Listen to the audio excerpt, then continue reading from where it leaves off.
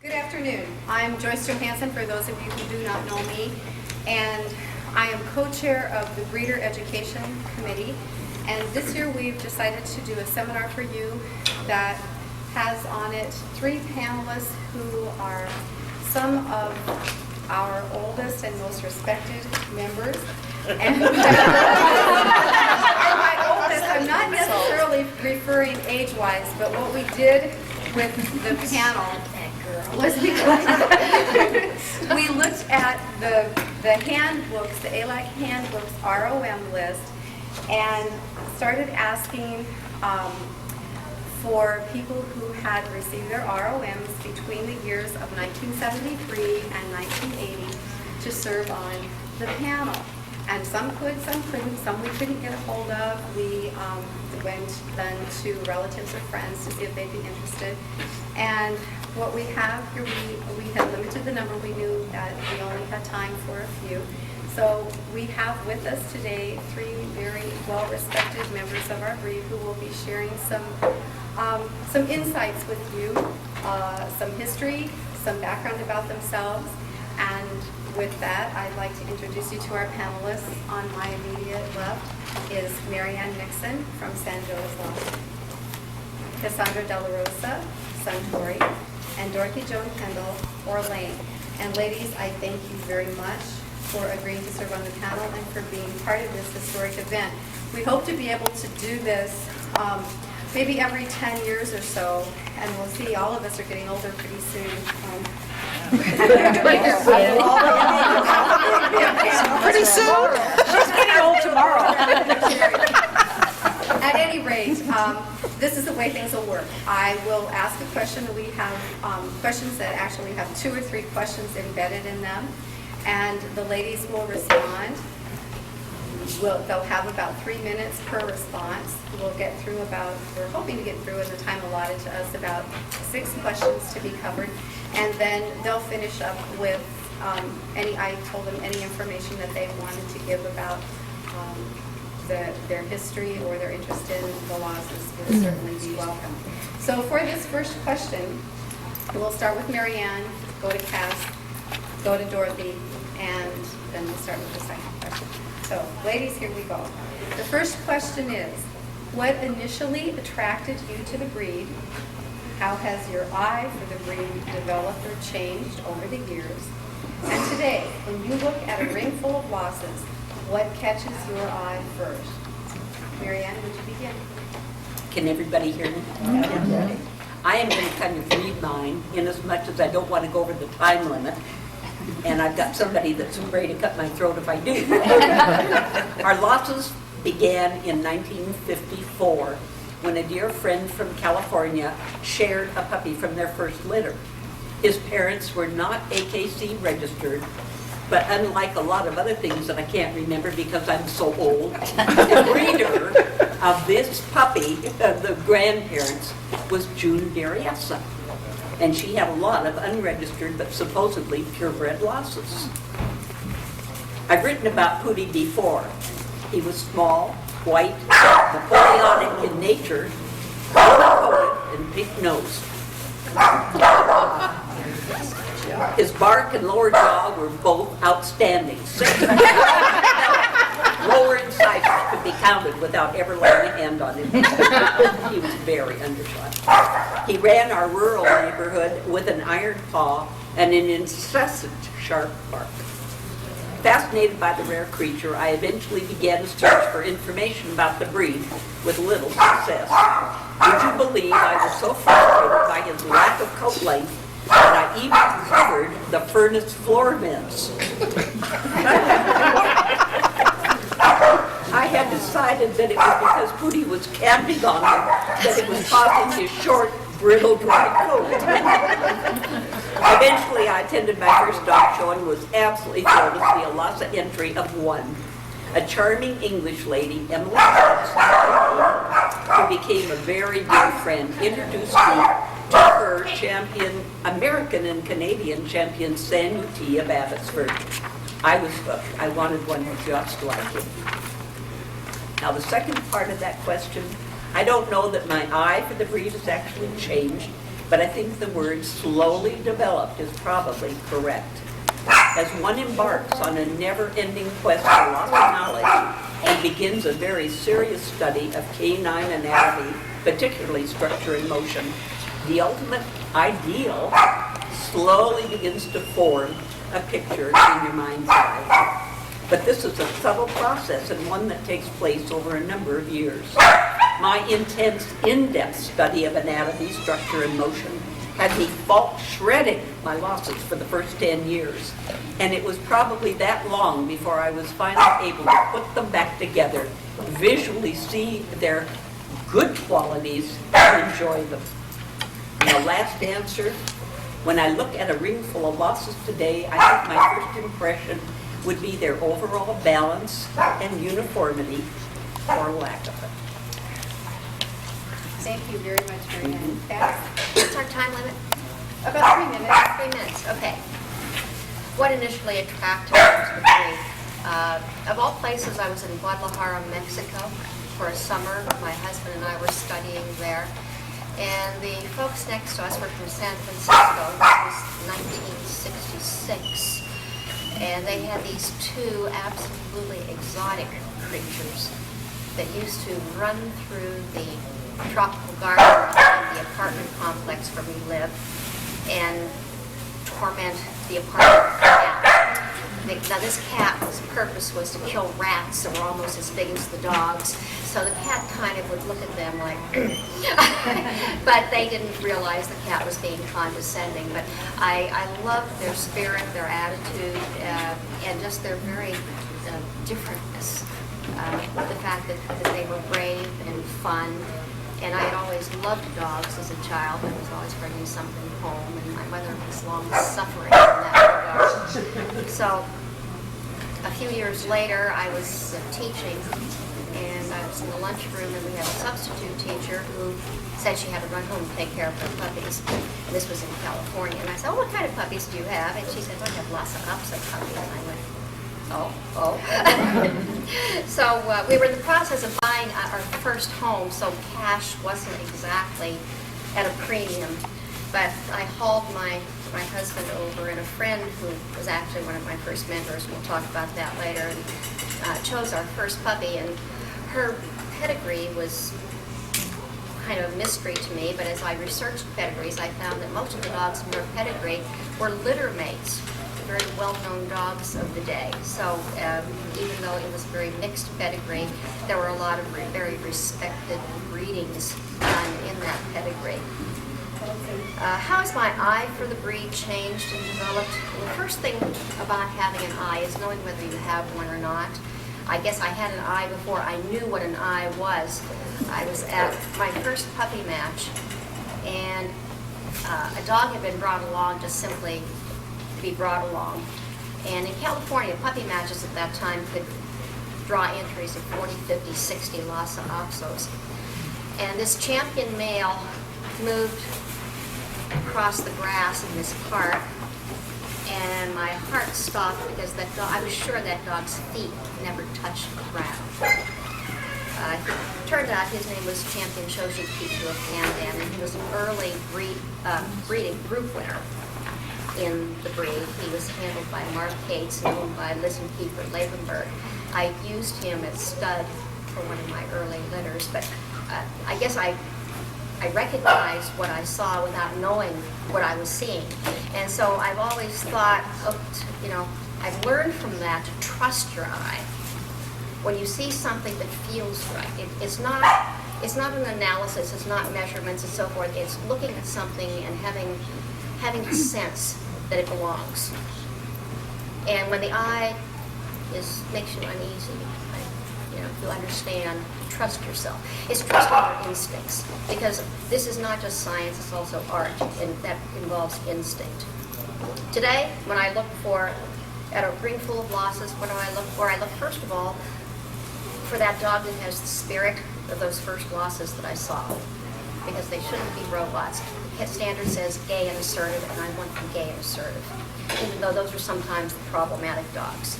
I like a well-balanced dog, a strong moving dog, and a good temperament. So I like a dog that stands there and talks to you without saying a word.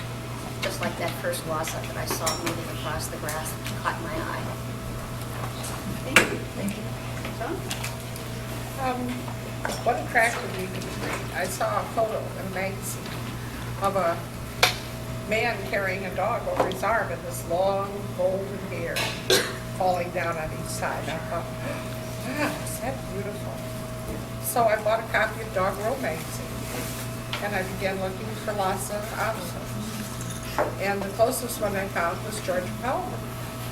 So I gave her a call. And she said, well, come up and look. Which we drove up, and I'll never forget going in her living room and sitting down, and she said, I'll get the dogs. And suddenly opened this door, and in flew all these hairy beasts into my face, kissing me all over the sofa, all over everything. I thought, wow, this is really neat. And she had this gorgeous black and white champion male who was stunning. And I said, oh, he's beautiful. And she says, and he's neutered. And there's more to that story later, too. But she didn't have any puppies, nor was she planning any. But she sent me to Gloria Fowler and to Dorothy Cohen. And she said, they may have puppies. So I went home and I wrote to both of them. And I never heard from Dorothy Cohen. But I did hear from Gloria. And Gloria sent me some swatches of hair and a couple of little scribbled pedigrees, which I never did decipher. And I wound up buying 2 dogs from her. I paid $75 for Sparky. That was a lot of money back then. That was. Yes, in the medieval times. This was in 1963. And I had bought Flame, and she said, well, take the dog. I said, I don't need a dog, because I was raising schnauzers. And I said, I know you don't need a dog. And she said, well, take him anyway. You can sell him as a pet. You don't like him. And so they both came, and he was such a charming individual, I kept him. And the rest is history. But how has my eye for the breed changed or developed over the years? I think I still look for the same things. I don't think I've changed that much in what I look for. I think presentation and grooming have improved tremendously, which makes such a big difference. You can take one dog and not groom it and show it, and give that dog to a person who's very good with grooming and handling, and they can make it look like a different dog. So I don't think there's all that change in the breed since I started. I think they're still big dogs and still small, still long and still short, but I think, they're pretty much the same. Today when I look at a ring full of Lhasas, what catches my eye first? It's a silhouette. To me, this is a silhouette breed. Not a head breed, not a coat breed or anything else, but the silhouette. The portion of neck, the portion of back, the portion of rear angulation. And that makes this picture. The Fox Terrier Standard has a line in it that I always liked. It said, built like a cleverly made hunter, standing over a lot of ground. Which means they cover a lot of ground down here, but they come up to an apex, to a point, to a triangle, with a short back, nice tail, flat pelvis, good angulation in the shoulder. So I look for silhouette. Okay. Thank you all very much. The second set of questions is as follows. What year did you enter the fancy, and who was your mentor? What is one thing you learned from that person that you tried to pass to others? What's one mistake that you made early in your breeding career that you warn newcomers not to make? And Cass, we'll start with you on this one. Okay. One thing I forgot to say about having an eye for a dog earlier was one of the differences is these. I bought my first Lhasa in 1968 and bred my first litter in 1970. And I had 3 significant mentors, and one of those was a couple The first mentor was a man named Don Lopresti, who was a kennel manager in an old-time kennel for a very wealthy woman. He was involved in standard poodles, miniature schnauzers, and cocker spaniels. He managed a kennel for Orlane Swalwell over the chocolate cockers. He helped me pick my first Lhasa, and he taught me some of the fundamental rules that we follow. And the first rule was temperament. And the rule that dogs should love children, dogs should love its owners, and it should be at least accepting of strangers without viciousness or fighting. The other thing he taught me was avoid poor doers. And that was a saying the old timers had that meant sickly dogs, dogs that required a lot of care, that didn't whelp properly, that required a lot of upkeep. In other words, a dog that was high maintenance wasn't going to do your breeding program a lot of good in the long run. You needed a dog that was going to contribute, not be a drain. The second mentor I had was Patricia Chenoweth. I spent a lot of time with Pat and at her home, and learned a lot about look, about elegance, movement, and the most important lesson Pat taught me was that you should never blame a dog for its owner. You look at a dog for what the dog is, not who bred it, not who owns it, not what you think of the person who bred it, and not what you think of the person who owns it. That's not the dog's fault, was her motto. The third mentor was the couple. That was Jim and Georgia Roberts of Abbotsford Lhasas. And Jim's admonition was that a Lhasa Apso should have the face of a Greek goddess and the rear end of an Irish washerwoman. And Georgia taught me, she said, sweetie, she said, if you breed seriously and you breed long enough, you will see everything. And just when you think you have seen everything, something will come along and just knock your socks off. And anybody who says it ain't so is lying. So those were the important people in my development in dogs, and kind of lessons that they taught me and kind of lessons I took to heart. And those are the things that I pass on. What is one mistake you made early in your breeding career? I'm always making mistakes. The important thing, I think, is when you make a mistake to admit it. Admit it, first of all, to yourself. If you don't admit to yourself you've made a mistake, you're just going to keep in the same vicious cycle forever. You will have 1 year of experience repeated as many times or as many years as you're in the breed. Whereas if you admit mistakes to yourself, you will grow as a person, you will share those mistakes with other people, and then you'll be a person who has 30 to 35 years of experience, not 1 year repeated 35 times. Thank you. Joan? I entered the fancy in 1963 when I got Sparky Flame. My mentor actually was Georgia Palmer, and she lived in Chicago, which was a 4-hour drive for me. But we were on the phone a lot, and I got another female from her. She was a great person. She really was. She is. She taught me something that I've taken to heart, and that was her black and white dog, which was a champion. She neutered him because he was dysplastic. She had started x-raying her dogs, and when she found out he was dysplastic, and several more others were too, she immediately neutered him. She kept him, but she had placed several of the others. So I learned that you can't hide genetic defects. She said they'll always come back out to haunt you. So you might as well eliminate them and be honest about it, be upfront about it. It doesn't do any good to cover them up. My second mentor was Dick Truby, who showed boxers and miniature schnauzers. He taught me to have a gentle hand with the dogs, to fade into the background, to let the dog be the star of the show, and to just be there, train your dog, and let the dog do the showing, not be out in front all the time. The mistake I made early on in my breeding program was when I started breeding, I necessarily was outcrossing my dogs with Sparky and the Cam who was Hamilton, and Flame, who was half Hamilton. And I was getting some really nice puppies, very nice. They were finishing faster than I could. I mean, Domo finished at 9 months and so on. They just kept coming. And then I began line breeding. Well, they weren't as nice, so I was selling. And I kept selling.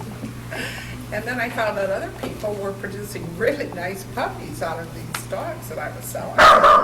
And I thought, you know, what am I doing wrong here? I should be keeping these line-bred dogs and working with them, which is what I began doing after about 4 or 5 years.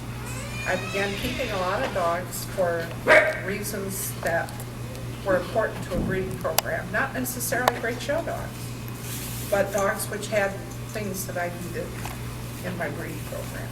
And so that's, I think when you're starting out breeding, you want to be very careful what you keep.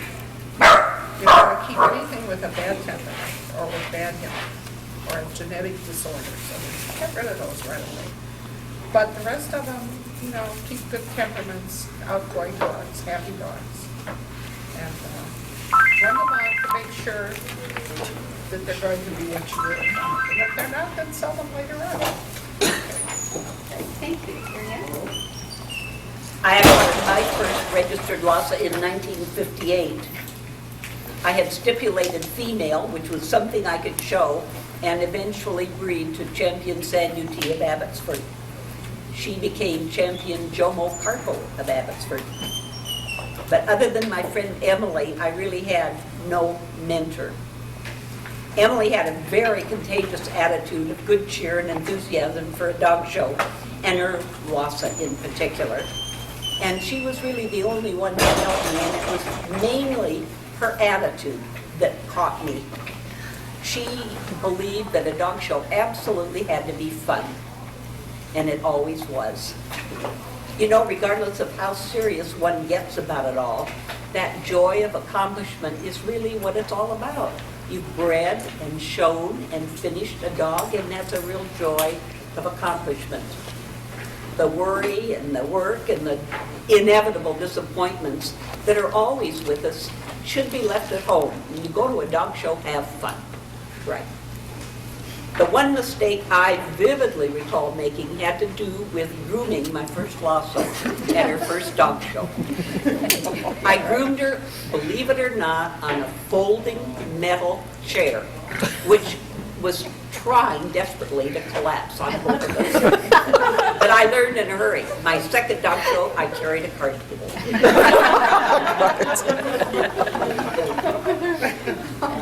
Thank you. Those are great stories from all of you. Third set of questions. What are the most important traits an OPSO must have to be part of your breeding program? What do you look for when choosing a show potential puppy? At what age are puppies when you make your initial choices? And how old are they when you make your final cut? So as you answer those, if you prefer not to answer in the present tense, but how old were they? That's fine, however you want to handle it. And Joan, we'll start with you. All right. We have to have, Linda and I, because she does ask me my opinion. She doesn't always pay attention to me, but she does ask. A flat back with a high set tail, flat pelvis, with good ischium out behind the tail set, and good rear angulation out behind that. Stair step rear, the angulation, the ischium, and the tail set. Flat back, a good shoulder. Doesn't have to be perfect, but we want a good, well-laid back shoulder if we can get it. And this will give you enough neck to give you the proper balance. If you don't have that good shoulder, you're not going to have people look at an eye line of neck when the dog moves. Anybody can stack a dog and make the picture, but does it have it moving? That's what we want. And this you can pick out in 6 to 8 week old puppies. When you watch them run around the floor, you can pick them out. That's when we always will do our picking and pretty much stick with them. Sometimes we would run them on a little longer, but I'll never forget going to Ellen Monaghan's place, and she had 3 puppies, and they were arguing over which one I would like. And I walked in the room and I looked at these 3 puppies in this room, and I just just a minute. And I said, well, that was just and they said, well, but you haven't even gone over it. I said, well, you don't have to go over. You can see that that's the puppy. And he did. It turned out to be a good one. That's it. All right, thank you. Councilman is still right on. You want me to do the next? Okay. I haven't answered that question. You're coming next. Oh, I'm sorry. Oh, I thought we were just going round and round. Want things to be healthy. Then they spend, the next number of weeks, I like to see them first on their feet. How do they stand up? Whose head comes up? Who announces his or her presence just simply by standing there? And how old are they when they make the final cut? If I believe in the dog, I wait as long as I have to wait. Super Fudge was 4 years old when he won the national specialty classes. I believed in that dog. He was a slow maturer. I knew he was slow, and I have a friend who tells me because I'm part Polish, I'm probably one of the slowest people on earth. So I don't know whether it's determination or stubbornness, or sometimes it's plain independentness. But if I believe in a person, I believe in a dog, I believe in something. I'm willing to do what I need to do to make it happen. Thank you. And before we go on to Marianne's response to this question, I want to ask if the panelists could please speak up. And because I'm getting some frowns from folks who I think are having problems There's a hearing. dryer going Yeah, on. we can't have it. Yeah, I think with the background noise of the dryer. Would you like them to try the microphone? Try the microphone. Yeah. Just leave it on the table, I think it'll be okay. Well, Try at least have it on. I think the mic is close enough to you. Yeah. It's better. Well, the answer that I have for that question, what important traits must the dog have in order to be a part of your breeding program? I look for breed type. Those traits of moderation that separate a Lhasa from a Tibetan Terrier and a Shih Tzu. Confirmation that a Lhasa standard in size with proper rectangular balance, level top line, pleasing head and expression, and correct coat texture. I want structural soundness of the hip and knee, and most particularly in male, bone that is not overdone or coarse. I'll give and take a little on the various aspects of head, provided the expression is soft. But 6 incisors in good alignment are absolutely mandatory. Our Lhasas are raised with children, so good attitude and steady temperament are essential. In bitches, I was more given to an analysis of what was lacking in the bitch, assuming, of course, that she showed some basic strengths. Once the analysis was complete, I looked for the stud dog who genetically and phenotypically could be used to strengthen whatever weaknesses or inconsistencies I found in her. Assuming the breeding goals produced the positive results I was seeking, I made my selection, like Cassandra, on what to go forward with in my pedigrees and breeding program based on the puppy or puppies who most greatly demonstrated the improvement I was looking for. Analysis and appraisal took place at birth.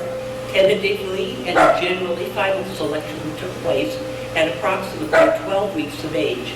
You've got to remember, in later years, I had my daughter to help me, and I will tell you right now that if Leslie Ann picked something, she willed it to be good. And she was good at it.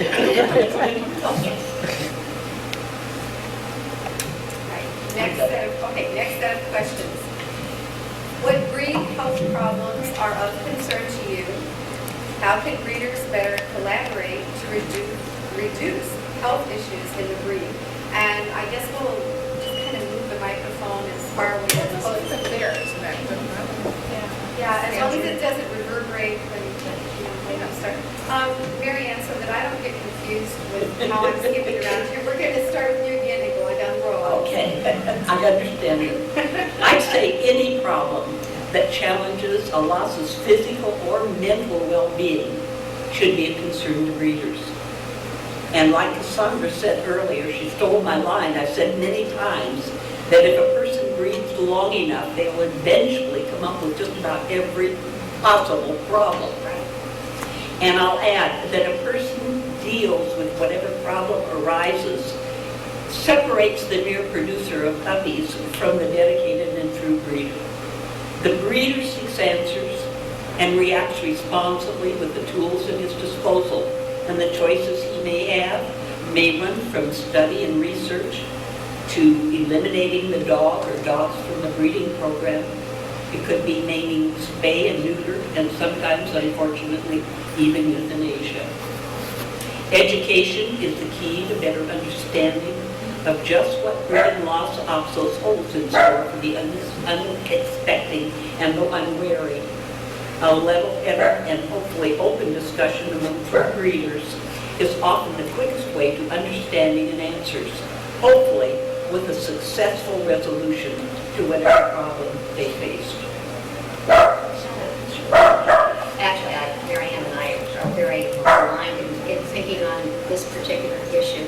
I think all health problems in breeding are a concern. And like she said, you're going to see everything. And what separates the breeders from the puppy producers is not that you encounter problems, but it's how you deal with it. Because everybody's going to encounter problems, but how you deal with the problem is what defines you. I guess what's really of concern to me in breed are not the big health problems that everybody talks about, kidney disease and these, but it's the small things like dry eye, like slipping stifles, the little silent, insidious problems. Actually, dry eye is probably a bigger problem. It affects more losses than KD ever will. So it's being aware of all health problems. My old friend told me to avoid poor doers. And how can breeders better collaborate to reduce health issues in the breed? Talk more. Understand that it's nobody's fault. That you can come up with a dog that's 7 or 8 years old and all of a sudden you realize he's had this problem all his life and you never knew it. It's not your fault. It's not you neglected something. It's just something you were unaware of, other people were unaware of. And now, how you deal with it is what defines you. I think that, pointing fingers of blame is probably one of the worst things we do, rather than saying, we all get problems and how can we help one another. Very good, Orlane. I agree 100%. That made your answer easy.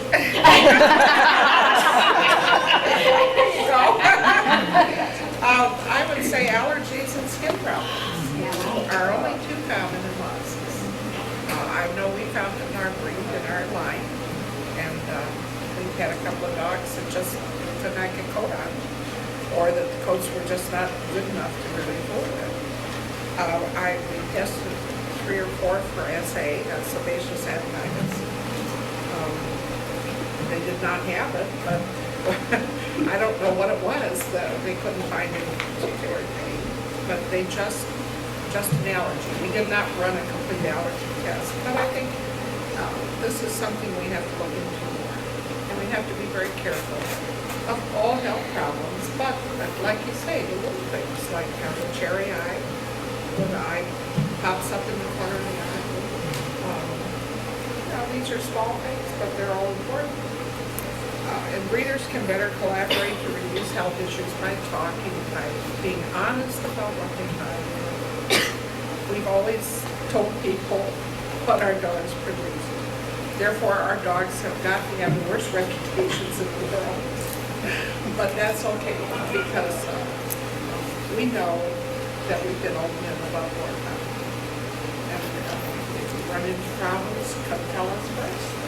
And we'll back it up with everything we know and try to find the sources. Thank you very much. The next question, or set of questions I should say, what are the most significant changes you've seen in the breed and in the fancy over the past 30 years or so? What would you like to see happen for the future of our breed? And Cass, we'll start with you. Right? We'll start with you. I thought I started, did I start class? No, I didn't. No. All right. Okay. Most significant changes I've seen in the breed over the last 30, 35 years, first of all, is the improvement in personal skill of exhibitors in grooming. It's become refined almost to a high art form, and I don't know if that's necessarily to better the breed.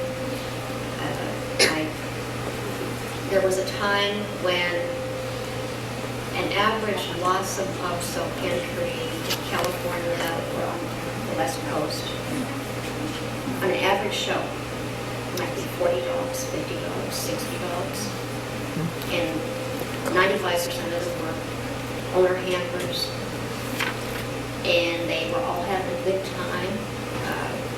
They would have potlucks on a weekend. They would have matches. We didn't have as many dog shows. If a handler went to 60 or 70 dog shows in a year, he had a heavy schedule. Now, you can do that in 4 or 5 months. So a lot of the fun has gone out of it, a lot of relaxation, doing this for the love of it, for the love of the sport, and it's become a serious business. So I would really like to see that part of it de-emphasized, but I don't know how that would happen. I don't know if it's possible. I would like to see us go back to a time when a lot of people show their losses, a lot of owner handlers, and not full-time owner handlers who do this, all their lives, but people who work 40 hours a week and go to the dog show on the weekend, take their kids, have a good time. Get back to that kind of time. And that's it. That's what I'd like to happen in the future. And that's why I think it's changed. I don't think it's necessarily for the better, but I think that if we might be able to. Thank you. We'll go next. Well, I think we can do this by eliminating the American Kennel Which is the one of the biggest anti-dog organization in the world. I'm really put out with it. I can tell you in no uncertain terms that they're just going down the slippery path. I mean, supporting the puppy mills and the multi-breed, big breeders, and coming down on the small breeder. I just don't like what the AKC has done. They turned this into a money-making machine. And that's all they care about is making money. They're doing all this stuff and it's supposed to be a non-profit organization. Anyway, enough of that. The changes I've seen, I agree. I think it's a presentation. And I don't think everybody has to do that. But if you want to be competitive, you do better. It's that simple. That's right. Because, and I don't think the losses should be judged on their length of their coat, but the texture of their coat. I would like to see better texture vocabulary. We have a lot of soft coats in our line, and I know that the Hamilton line had better coat textures. But, you take some, you lose some. It's a real tough problem. We're working on better coat textures. So, anyway, that's my opinion. To me, the most significant positive change has been the increase in uniformity of size and balance. I believe there are a greater number of moderate losses in the breed today and fewer extremes. On the negative side, it strikes me that we've all but lost the beautiful, standard-fulfilling, heavy, straight, hard coat that we used to see as commonplace. With the endless numbers of coat products on the market today, along with the popular use of the straightening iron, I feel people are far less concerned about coat texture than they should be. Years ago, we didn't have those aids at our disposal, and putting a dog down in oil was absolutely unheard of. Naturally, I hope that the positive breeding accomplishments continue, and that we're able to put a little more emphasis on a return to the easily maintained and hard lost coat of yesteryear. Thank you all. The next question. What do you consider your most significant contribution to the breed? And Joan, we'll start with you and go answer. All right. It's not a tough question.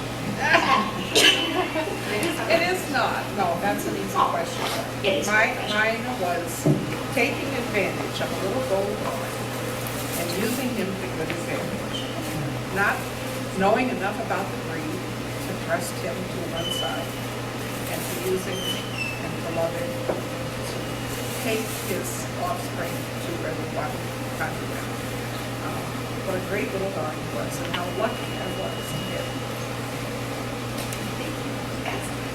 I'm next, okay.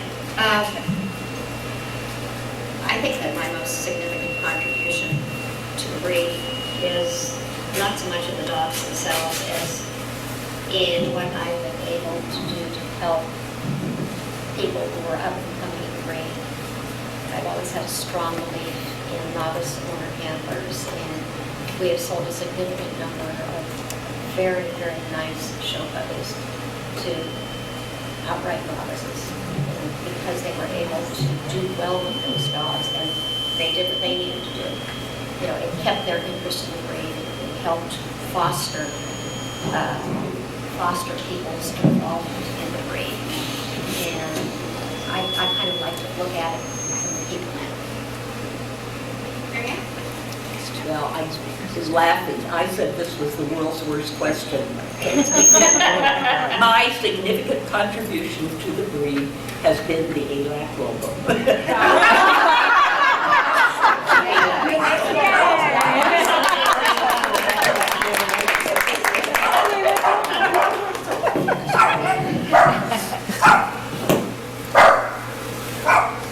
Back in the middle. Oh, I have a summary though. Okay. All right, so, all right, and then I told the ladies that if time permitted, and I believe that it does, that we'd like to give them each an opportunity to make a brief statement or summary to the group about some things that perhaps the questions didn't cover, a little bit more about their history or experiences with the LASA, or however each of them wanted to summarize. So Marianne, we'll start with you and go down. Okay, my summary is really a set of questions for those present in the audience. You know, judges are required to educate themselves. They attend seminars and educational programs on various breeds that they eventually hope to judge. They study canine anatomy, structure and motion, terminology, breed standards, and observe various breeds in the show. Hopefully, breeders are doing the same thing. If not, get busy. When did you last attend a breed seminar on losses? What about our flanking breeds? Have you read or studied the breed standard for the Tibetan Terrier or the Shih Tzu, or attended a seminar for either of them? Do you observe these breeds at shows? How can you hope to appraise your own Lhasa stock if you don't have an understanding of what makes your Lhasa a Lhasa rather than a TT or a Shih Tzu? How are the breeds alike? And how do they differ? I assume you've all read your Lhasa standard. Do you know what it means, or are they just words on the page? What does our standard say about gait? What does it call for in head? Can you tell me the difference in the head of your Lhasa as compared to the Shih Tzu? Have you read the illustrated guide?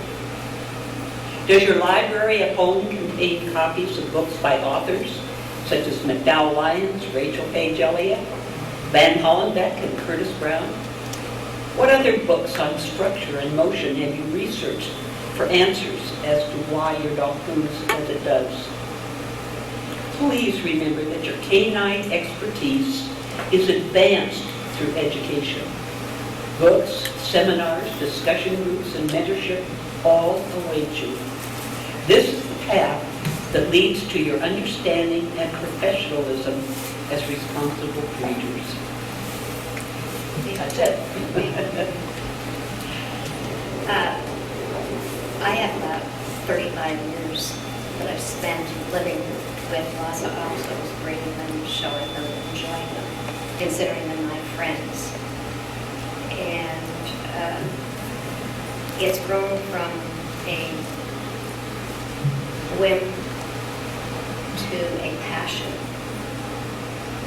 in my life. The dogs are very much a part of me. They're an expression of my creativity. They're an expression of my competitive drive. But above all, they're my friends. And I treat them as I treat my human friends, is that I care about their needs, I care about what's important to them, I care about making their lives, and in this case, not just my individual dogs, but the breed, fulfilling. So, because it's a passion, it's of importance to me beyond belief, but it's a very personal thing, and I don't try to impose it on other people. I think everybody has to find your passion where you locate it. It's not something anybody can impose upon you. But if you have a spouse that happens to indulge you, it helps. So that's basically the effect that Los Angeles has had in my life. And because I consider it a horrible responsibility, an awesome responsibility to give back to the dogs and to the people who enjoy the dogs. I had a hard time learning about this new breed because there was no one around me who had any losses. I mean, Gloria was out in California, and so Georgia Palma was really the only one that I could talk to about them. I started showing them many times. I'd be the only one there with the license. One time my mother went with me. We got there fairly early, and the person who was there to help me didn't show up. And I had Sparky and Flame both in her. And I took Sparky in. He was like a 8-month-old puppy. And he won his class. And then I took Flame in, and she won her class. She was about a year old, a year and a half. And then I turned to my mother and I said, bring him on in. And the judge was Colonel Jack somebody, some very tall, imposing gentleman. And my mother looked around. What me? And she brings this dog in on the lead, and he said, would you put the dogs on the table, please? And she looks at me, and she looks down. She scoops him up, and she puts him on the table. And she's busy trying to straighten his hair out, because she doesn't have a brush. So I'm dying over there. And the judge is trying to see this dog, and he said, pardon me, madam, do you mind if I look at your dog? Oh, she says, that was the first time I've never shown. He said, that madam is perfectly obvious. Put him back down on the ground, and he put me up for best breed, and my mother didn't speak to me for another week. But that was not uncommon. I mean, you know, this was, I had the only losses around. The first show I ever went to, I took a 5-point major because I was used to grooming schnauzers. I trimmed around the little butthole, I trimmed around their feet, I made a perfect part. I mean, I spent hours on that part. I trimmed the V out between the eyes. I mean, this dog was groomed to perfection. And this lady from St. Louis had all these dogs in. And I took Sparky, and he won. He was the only one. And there were these bitches. And one after another, they were dirty, they were unkempt, they were not groomed. And she had brought her own major. And I walked in with Flame, and the judge, Mr. Cross from Canada, who was, he looked really shocked. He really did, you know, thank God there's something here I can do. And I won, and it was great. And I thought, this is the breed for me. I had come from the schnauzers where it was really hard to win. But I did learn. It took me a long time. It took me 5 years to learn to groom them. But, you know, I finally figured that out. I might have passed these dogs by had I realized they were not pure. They were happy, they were showy, and they won, which kind of put me in a bad light with a lot of people. I retaliated by putting ads in the magazine saying virtually free of Hamilton bloodlines. It went on and on. When Sparky had produced several champions, I really began to learn about the breed and how to care for colts. And it became increasingly obvious that this dog was one in a million animals. I've been so lucky through the years. Sparky, then the Avenger, Rocky, gusto, and finally intrepid. What a role this has been. Now my daughter carries on the tradition with her Irish and American businessship champion. So I have the #1 all systems toy fox terrier bitch in the nation. No more hair. My daughter has all the losses. But anybody can come to me for any help or advice that I can give them, or to Linda. And anything you want to know about our dogs, I'll be happy to tell you. What can I say? That's it. I'd like you all to give me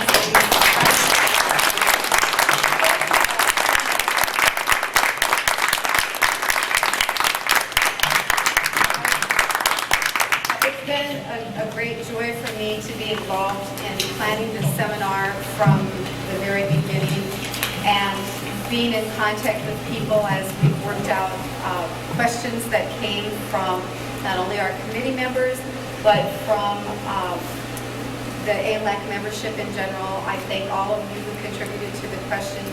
And I don't know, I personally feel that this is rather a historic event, and I'm very proud to have been part of it. And again, thank you. Thank you so much.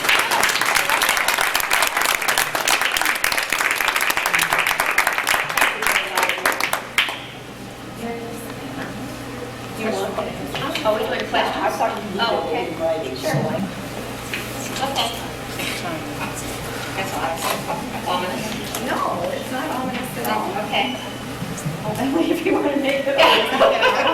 Does anyone have a question you'd like to address to one or more of our panelists? We have a little bit of time for questions.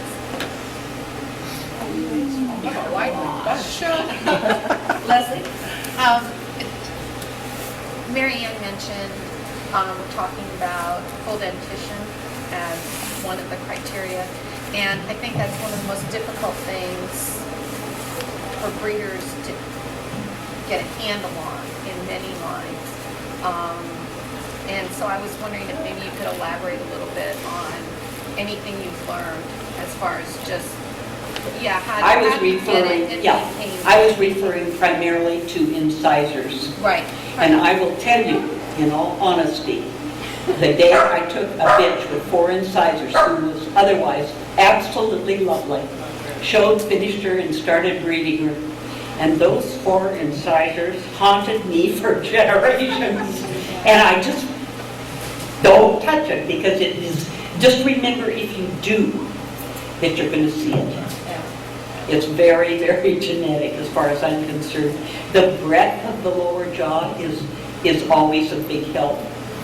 And I think the only other thing in dentition that I will tell you, and there's a lot of controversy on it, but I watch the way the dogs cut teeth. Because some of those baby teeth, the roots are so deep that you can absolutely destroy a mouth before those teeth are shed. And I know more than one Lhasa that didn't end up in the show ring that was just thumbs up perfect before those baby teeth got shed and his permanent teeth cut. So get them out, as far as I'm concerned. When they start to come, that those teeth don't come out, and the mouth is going to go bad, it's going to go bad then. You can argue it with me, I know it's not. They don't walk on their mouth. I never really was that concerned about since I mean, if they had a reasonable number of teeth, they would a reasonably straight line, and, they didn't stick out all over. That was good enough for us. But I have to agree, Marianne, that I had, one of our bitches had a badly scrambled lower jaw. And it has haunted us for 6, 7 generations. It's come right down. She was such a beautiful bitch. She really was. And she was a beautiful offspring, but they had those problems. But you can improve them.